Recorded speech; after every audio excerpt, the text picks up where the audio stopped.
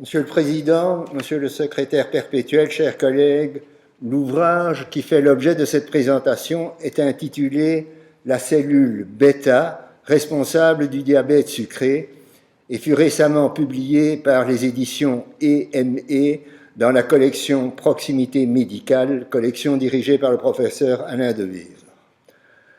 J'avais initialement rédigé cet ouvrage de 133 pages dans la perspective de le soumettre au deuxième prix littéraire Prince Alexandre de Belgique, prix qui fut en fait attribué le 2 décembre 2014 à notre collègue, le professeur Vincent Guénen. J'avais du reste, lors de la séance de présentation des lauréats à ce prix, eu l'occasion et le plaisir d'être parmi les premiers à féliciter le professeur Guénen pour cette distinction pleinement méritée.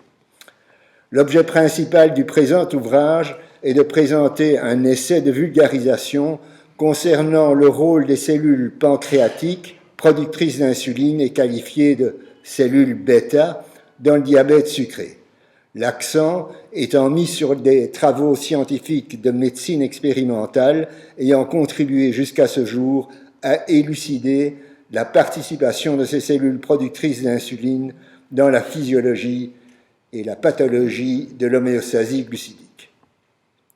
Les sujets abordés dans cet ouvrage peuvent être brièvement illustrés par l'énoncé des titres de quelques-uns de ces chapitres, tels que la recherche scientifique expérimentale en diabétologie, les îlots de Langerhans, les aspects phénoménologiques de la sécrétion d'insuline provoquée par le glucose, les étapes métaboliques, les facteurs ioniques et les événements de motilité formant l'axe du couplage entre stimulation et sécrétion, la régulation physiologique de la sécrétion d'insuline, les agents insulinotropes pharmacologiques, le concept de glucotoxicité insulaire, les modèles animaux de diabète et les cellules tumorales productrices d'insuline, l'imagerie non invasive des cellules bêta et enfin les perspectives d'avenir.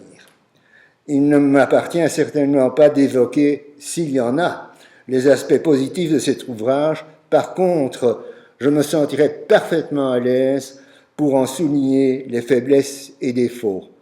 Mais ceci m'amènerait à dépasser largement le temps imparti à cette présentation d'ouvrage. C'est pourquoi vous me permettrez, je l'espère, de le déposer dès à présent sur le bureau de notre compagnie. Je vous remercie pour votre attention.